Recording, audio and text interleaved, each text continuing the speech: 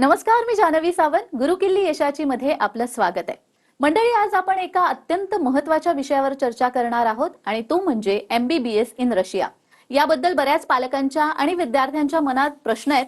सुरक्षितता, गुणवत्ता, FMG, खर्च, भविष्य आणि या सर्व प्रश्नांची उत्तरं द्यायला आपल्या सोबत आहे डॉक्टर सूरज अनगोलकर.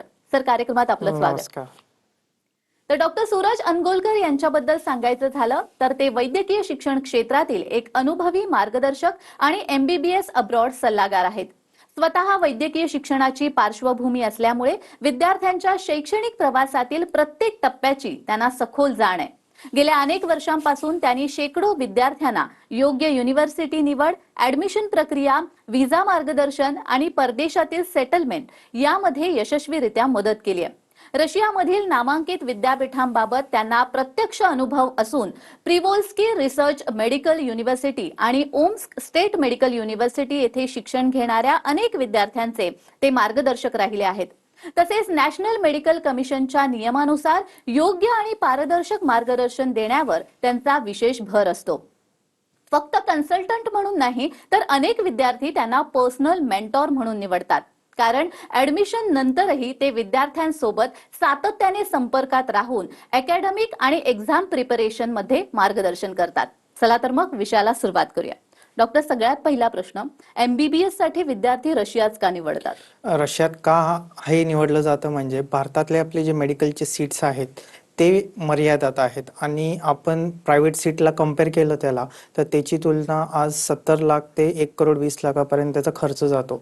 तेच आपण रशियामधल्या मेडिकल युनिव्हर्सिटीजला कम्पेअर केलं तर ह्याचा पूर्ण खर्च 25 ते 35 लाखमध्ये कम्प्लीट होते.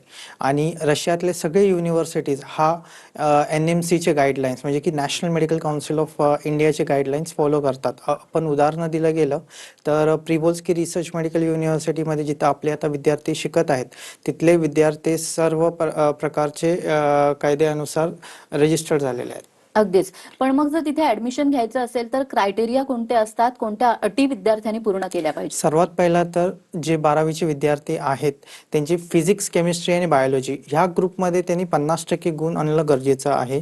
आणि मेन एक्झाम जी आपली आहे ती नीटची एक्झाम आहे. नीट एक्झाममध्ये ह्यांनी कंपल्सरी मिनिमम मार्क्सनी क्वालिफाय झालं पाहिजे. जो गव्हर्नमेंट जो आपला जनरल कॅटेगरीला मिनिमम क्वालिफिकेशन मार्क ठरवतो ते मार्क्सनी त्यांनी क्वालिफाय झालं पाहिजे. आणि सगळ्यात मोठी अट म्हणजे बरेचदा काय होतं की आपल्या विद्यार्थ्यांचे पासपोर्ट्स रेडी नसतात. पासपोर्ट हा एक खूप महत्त्वाचा मुद्दा आहे. जे आपण एक अब्रॉड युनिव्हर्सिटीला जर का अप्लाय करत असलो तर त्यांचा हा बेसिक डॉक्युमेंट रेडी पाहिजे जेव्हा आपण ही प्रोसेस चालू करतो. तर माझं एक म्हणणं आहे की आपले जे विद्यार्थी आहेत त्यांनी पासपोर्ट हा डॉक्युमेंट तयार ठेवला पाहिजे प्रोसेस चालू करण्यासाठी. अगदीच. जसं आता तुम्ही म्हटलं की पासपोर्ट रेडी असलं पाहिजे, म्हणजेच डॉक्युमेंटेशन, म्हणजे त्याला आपण म्हणू शकतो प्री डिपार्चर गायडन्स. तर ऍडमिशन मिळवणं पुरेसं नाही, तर हा प्री डिपार्चर गायडन्स किंवा पोस्ट डिपार्चर असिस्टन्स ज्याला म्हणतात ते सुद्धा तितकंच महत्वाचं असतं. मग या वेळेला कन्सल्टंट किती महत्वाचा?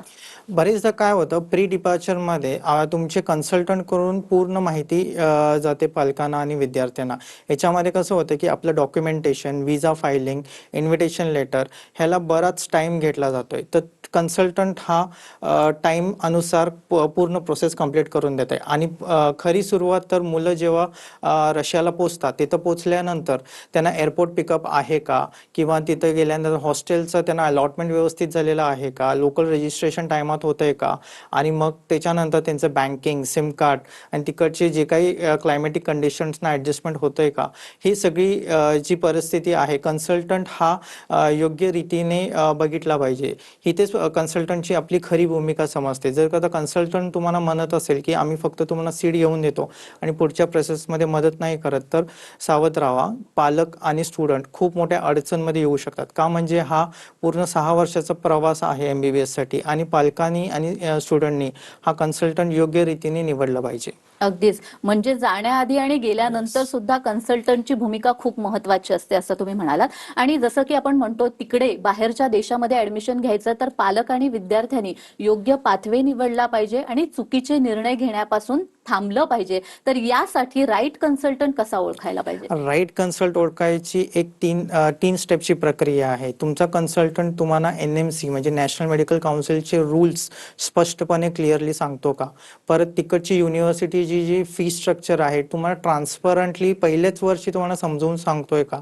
आणि जो कन्सल्टंट आहे तुमची ॲडमिशन्स डिरेक्टली युनिव्हर्सिटीमध्ये करतोय किंवा एक थर्ड पर्सन कडून करून देतोय हे बघणं गरजेचं आहे. तर योग्य पाथवे का निवडलं पाहिजे म्हणजे की बिकॉज जेव्हा स्टुडंट हा ॲडमिशन घेतोय आपल्या MBBS कोर्ससाठी हा पूर्ण 6 वर्षाचा प्रवास आहे आणि ह्या पूर्ण 6 वर्षाच्या प्रवासमध्ये काही त्याला अडीअडचणी येऊ नये म्हटलं तर तो योग्य पाथवेने एक राईट कन्सल्टंट थ्रू ॲडमिशन घेतलं पाहिजे. जसं की आपली शाईन ब्राईटची कन्सल्टन्सी आहे.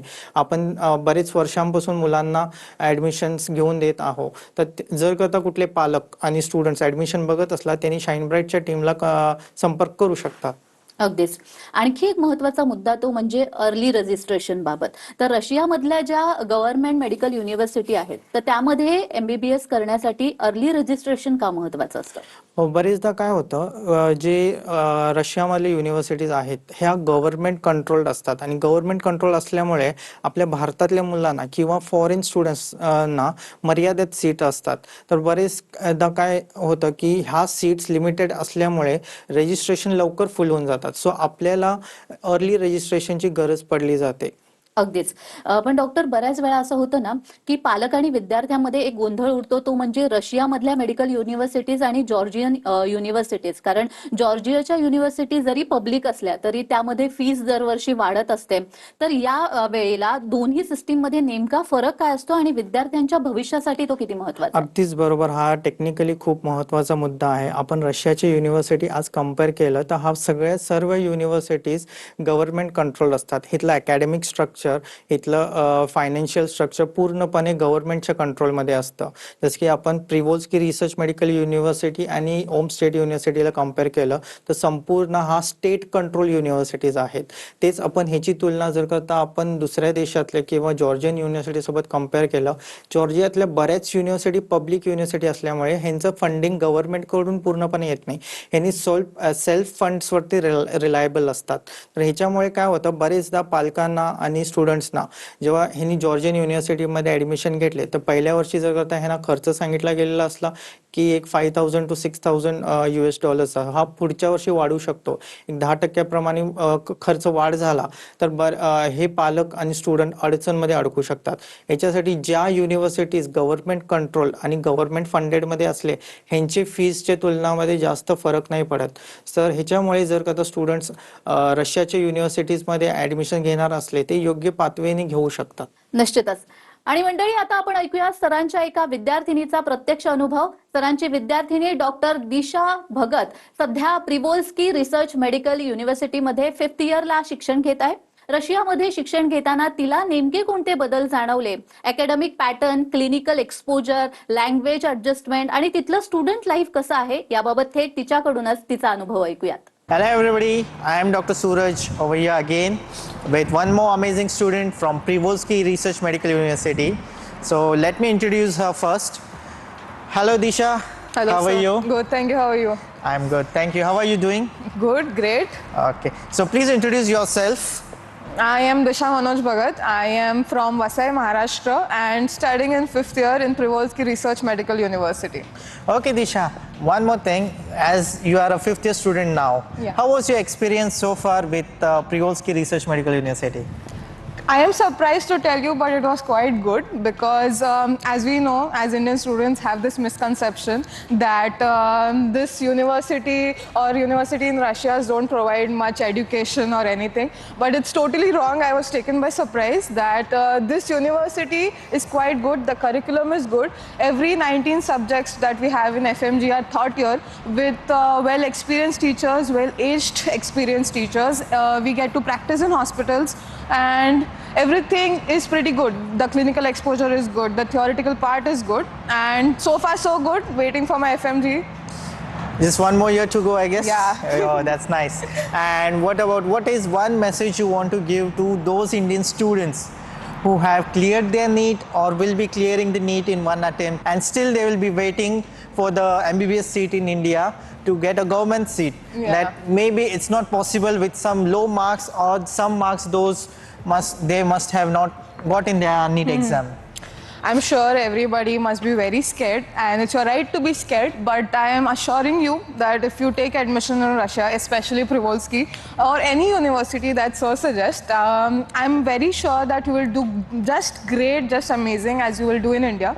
There's no point of waiting and wasting your years there, because you're attempting, and you'll get more stressed out. So instead of doing that, you come here, you'll get much wider experience. You will have experience of doing MBBS in a foreign country with new students, new friends, and the curriculum is good. You will get all the subjects that your teachers teach in India here also. So there is no point of getting scared. Instead, come here, study. Don't waste your years. You'll finish in 6 years, just 1 year extra. That doesn't matter if you're wasting your year in repeating and repeating.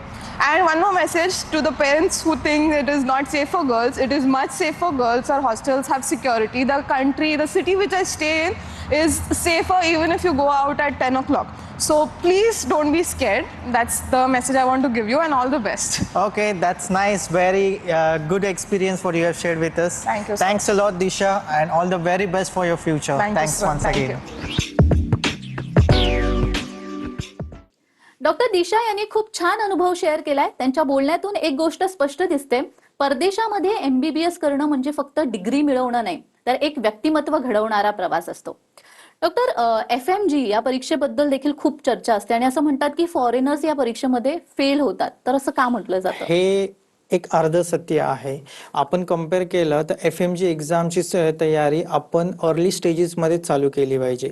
जसे की आपण first इयरपासून जर का आता proper concepts आपले clear राहिले आणि एक्झाम्समध्ये MCQs involve केलं आपण स्टडीजमध्ये, तर ही जी एक्झाम आहे FMG किंवा आता येणारी नेक्स्ट एक्झाम आहे, ही एक्झाम इझिली पार पडू शकतात स्टुडंट्स. अगदीच. पण मग FMG आणि किंवा नेक्स्ट जसं तुम्ही म्हटला, याची तयारी नेमकी कशी केली पाहिजे? जसं की मी सांगितलं तुम्हाला, फर्स्ट इयर पासून मुलांनी आपली कॉन्सेप्ट बेस्ड स्टडीज, जे आपले बेसिक सब्जेक्ट्स आहेत, ॲनाटॉमी, बायोकेमिस्ट्री, फिजिओलॉजी, हे सगळे सब्जेक्ट्स त्यांनी कॉन्सेप्च्युअली क्लिअर ठेवले पाहिजे. तिसऱ्या वर्षापासून ह्यांनी MCQ इंटिग्रेशन पॅटर्न इन्व्हॉल्व केलं पाहिजे. आपली जी त्यांची जी सध्या एक्झाम चालू असतात त्याच्यामध्ये इंडियन मेडिकल्सचे एक्झामचे MCQs इन्व्हॉल्व करून त्यांनी दिवसाचे at least 40 to 50 MCQs per day basis त्यांनी सॉल्व्ह केलं पाहिजे. आणि शेवटच्या वर्षी जेव्हा स्टुडंट्स जातात किंवा इंटर्नशिपमध्ये असतात, त्यांनी प्रॉपर रिव्हिजन करून त्यांचे लास्टचे मॉक टेस्ट प्रॉपरली सॉल्व्ह केले तर ही एक्झाम कुठल्या अडचणमध्ये पडणार नाहीत हे स्टुडंट्स,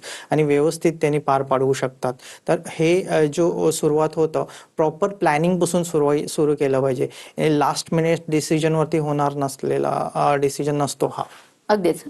आणि मंडळी, आता आपण अशाच एका विद्यार्थिनीचा अनुभव ऐकणार आहोत, ज्यांनी फक्त परदेशामध्ये MBBS पूर्ण केलं नाही, तर भारतामध्ये परत येऊन पहिल्याच प्रयत्नात FMG सारखी कठीण परीक्षा यशस्वीरित्या उत्तीर्ण केली आहे. त्यांच्या यशामागे काय रणनीती होती, रशियामधील शिक्षणाचा त्यांना किती फायदा झाला आणि सातत्यपूर्ण तयारीचं महत्त्व काय आहे, थेट ऐकूया डॉक्टर लगुना रायकर यांच्याकडून त्यांच्या यशाची खरी कहाणी. Congratulations, Laguna, Thank you, for sir. clearing your exam in the first attempt. Thank you, sir. So, hello everyone, I am Dr. Suraj Angolkar from Shine Bright Education Services, and here we have one of the most brilliant student with us who has cleared her FMG exam in the first attempts. So, let's have a chit chat with her. Hi, my name is Dr. Laguna Prakash Raikar. I completed my MBBS from PIMU, Privolsky Research Medical University from Nizhny Novgorod. Thank you. Okay, Laguna, can you tell me your strategy of preparing for the FMG exam? How did you do it, and what was your main motto in clearing it in the first attempt? Yeah. Sir, I started my preparation from 4th year itself, and I was like consistent. Like I was doing the main videos from the app which I used, and then when I came here, I started my like proper preparation. I came in July because Okay. our graduation held in June, so I came by July, and then I was done by preparing by November. So. Okay. Yeah. What challenges did you face during your preparation, and how did you overcome them? Challenging self-doubt, that was Self-doubt. there because Okay. people say it's not easy, but when you do it, like then you get confidence. When you go your journey, it becomes easy. Okay. So self-doubt was the major problem I had. That's all. Okay. And how did you overcome it? Consistency. You kept the consistency Yeah. of studying it again and again. Yeah. Okay. And what advice would you give to those juniors from your university or maybe from the Shine Bright who Yeah. are right now studying MBBS, and how will you explain them to overcome this hurdle of FMG? First of all, my juniors, they are in a good hand with Shine Bright University because Dr. Suraj Angolkar is very helpful. He was very helpful with me. Like for throughout 6 years, I faced a lot of problems, but he used to help me for everything. So that was the one. And second is, if you want to start, if you want to get good marks or you want to clear it, start early, be consistent. You're gonna surely gonna achieve it for sure.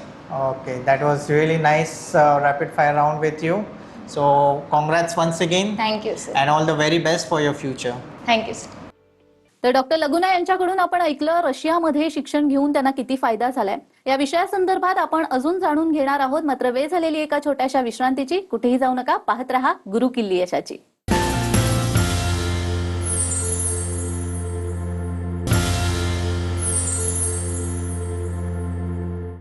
विश्रांतीनंतर सर्वांचं पुन्हा एकदा स्वागत आहे. आज आपण MBBS in Russia या विषयासंदर्भात जाणून घेतोत आणि आपल्याला मार्गदर्शन करतायत डॉक्टर सूरज अनगोलकर. डॉक्टर, जेव्हा आपण भारतामध्ये शिक्षण घेत असतो तेव्हा आपले पालक आपल्या सोबत किंवा आपल्या जवळ असतात, पण परदेशामध्ये शिक्षण घेणं तितकंसं काय म्हणतो आपलं त्याला सोयीस्कर नाहीये असं म्हटलं जातं. मुलींच्या बाबतीमध्ये रिस्क असते, सेफ्टीचा विषय असतो, जेवणाचा विषय असतो, तिथे हॉस्टेल कसं असेल, हे सगळेच बरेच प्रश्न पालकांना असतात. तर याविषयी काय सांगा? बरेचदा काय होतं की आपले पालक स्टुडंट सोबत ट्रॅव्हल करू शकत नाहीत, तर ह्याच्यासाठी आपली जी शाईन ब्राईटची टीम आहे ही डेडिकेटेडली स्टुडंटसाठी काम करते. आणि आपण काय करतो, मुलींच्या सेफ्टीसाठी प्रत्येक हॉस्टेल्समध्ये सिक्युरिटी सिस्टम्स इन्व्हॉल्ड आहे, जसे की CCTV, आणि प्रत्येक बिल्डिंग्सना आपले सिक्युरिटी गार्ड्स असतात. तर सुरक्षेच्या बाबतीमध्ये रशिया आणि खूप प्राधान्य दिलंय मुलांच्या बाबतीमध्ये. त्याच्यानंतर तिथे हॉस्टेलची सुविधा प्रत्येक युनिव्हर्सिटीला फक्त गव्हर्नमेंट हॉस्टेल्स आहेत, आपल्याकडे कुठले प्रायव्हेट हॉस्टेल्स नाही आहेत. हे गव्हर्नमेंट युनिव्हर्सिटीज असल्यामुळे गव्हर्नमेंट हॉस्टेलमध्ये आपली मुलं सुरक्षित मध्ये राहतील. त्याच्यानंतर तिकडे फूडचं जे विषय आहे, तिकडं दोन्ही फूड्स आपण अवेलेबल करू शकतो. एक तर मुलं मेसला लावू शकतात किंवा आपण स्वतः फूड कुक करून खाऊ शकतात. तर फूडची जास्त पालकांना काही चिंता करायची गरज पडत नाही. तर आम्ही जी शाईन ब्राईटची टीम आहे त्यांना आपण मुलांना फक्त ऍडमिशन करून सोडून नाही देत, तर त्यांची पूर्ण व्यवस्था तिथे राहायची, परत खायची पूर्ण व्यवस्था आपली शाईन ब्राईटची टीम जबाबदारीने घेते तिकडं. अगदीच. पण भारतामधलं MBBSचं शिक्षण आणि रशियामधलं MBBSचं शिक्षण याच्यामध्ये नेमका काय फरक आहे? किती जास्त सोयीस्कर असतं? भारतामध्ये आता जे शिक्षण आहे ते एक फॉरवर्ड मेडिकल दृष्टिकोनाने चांगलं आहे. बट आपण जेव्हा जर का आपल्याला MBBSच्या सीट गव्हर्नमेंट सीट नाही भेटल्या तर आपल्याला एक दुसरा पर्याय काढावा लागतं. तो आता रशिया आपण निवडलं तर तिकडचं इन्फ्रास्ट्रक्चर चांगलं आहे, तिकडची सुविधा जी आहे त्या चांगल्या आहेत. ह्याच्या कंपॅरिझनमध्ये रशिया एक फॉरवर्ड देश आहे, तर त्याच्यासाठी मुलांनी निष्काळजीपूर्वक ऍडमिशन घेऊ शकतात तिकडं. अगदीच. पण डॉक्टर, क्लिनिकल एक्सपोजर आणि इंडियाज एक्झाम्स अलाइनमेंट याविषयी तुम्ही काय सांगाल? मी विद्यार्थ्यांना नेहमी एक गोष्ट सांगतो, तुम्ही युनिव्हर्सिटी सिलेक्शन जेव्हा करताय ते रँकिंगवरती तेवढंच करू नका, तर तिकडचं क्लिनिकल एक्सपोजर कसं आहे त्याच्यावरती भर द्या. तिकडे इंडियन स्टुडंट्सचं असेसमेंट कसं आहे ते बघून घ्या. आणि परत तिकडचे जे एक्झाम्स इंटिग्रेशन आहे युनिव्हर्सिटीमध्ये ते सुद्धा व्यवस्थित आहे की ते बघून घ्या. आपण जसं आता उदाहरण दिलं तर प्रिव्होल्स्की रिसर्च मेडिकल युनिव्हर्सिटी आणि ओम स्टेट मेडिकल युनिव्हर्सिटीमध्ये हे इंटिग्रेशन ऑफ एक्झाम व्यवस्थित आहे, तिकडचं स्ट्रक्चर व्यवस्थित प्लॅन केलेलं गेलेलं आहे. तर मुलांनी ह्या युनिव्हर्सिटीजमध्ये व्यवस्थित ऍडमिशन घेऊ शकतात. तर आता नुकत्याच 12वीच्या एक्झाम झालेल्या आहेत, अनेक विद्यार्थ्यांचं स्वप्न आहे डॉक्टर होण्याचं, तर त्यांना काय सांगाल? आणि एकूणच रशियामध्ये जर त्यांना शिक्षण घ्यायचं असेल तर काय मार्गदर्शन कराल? अगदीच बरोबर. जर आता 12वीचे विद्यार्थी जे आता एक्झाम दिलेले आहेत आणि सक्सेसफुली त्यांनी पास झाले असले तर त्यांनी प्रॉपरली रिसर्च केलं पाहिजे की तुम्ही कुठल्याही कंट्रीला जायचं आहे, तुम्हाला कुठल्या युनिव्हर्सिटीला घ्यायचं आहे. जर का तर तुम्हाला प्रॉपर रिसर्च भेटत नसलं तर तुम्ही आपल्या टीमला संपर्क करू शकता. आपण त्यांना व्यवस्थित गाईडलाईन्समध्ये ठेवून त्यांना गाईड करू शकतो मुलांना. आणि जर का त्यांचं प्लॅन्ड करिअर असलं तर आपण MBBSचं ॲडमिशन त्यांना रशियामध्ये सक्सेसफुली करून देऊ शकतो. तर ते जे कोणी पालक आणि स्टुडंट्स आहेत ज्यांनी आज ह्या कार्यक्रमद्वारा बघत असेल त्यांनी MBBSच्या ॲडमिशनसाठी आपल्या टीमला संपर्क करू शकतात. अगदीच. पण पालकांच्या मनात प्रत्येक वेळी एक भीती असते, एवढ्या लांब आपल्या मुलांना शिक्षणासाठी पाठवायचं, तर हीच एक मुळात भीती असते पहिल्यांदा. तर या पालकांना आणि अर्थात विद्यार्थ्यांना काय संदेश द्या? अशा पालकांना आम्ही म्हणतो की घाबरायची काही गरज नाही. बिकॉज प्रत्येक गोष्टीसाठी सेफ्टी आणि सिक्युरिटीच्या अकॉर्डिंगली रशियाने खूप प्राधान्य दिलंय आणि प्रत्येक सुविधासाठी शाईन ब्राईटची टीम विद्यार्थ्यांसाठी काम केलेली आहे आणि याच्या पुढेही काम करत राहणार. तर जर जे कोणी पालकांना ही अशी भीती असली किंवा भीती निर्माण होत असेल तर त्यांनी शाईन ब्राईटच्या टीमला संपर्क करून त्यांचे डाऊट्स क्लिअर करू शकतात आणि ॲडमिशनचे जे काही गाईडलाईन्स असतील ते फॉलो करून आपण त्यांना ॲडमिशन करून देऊ.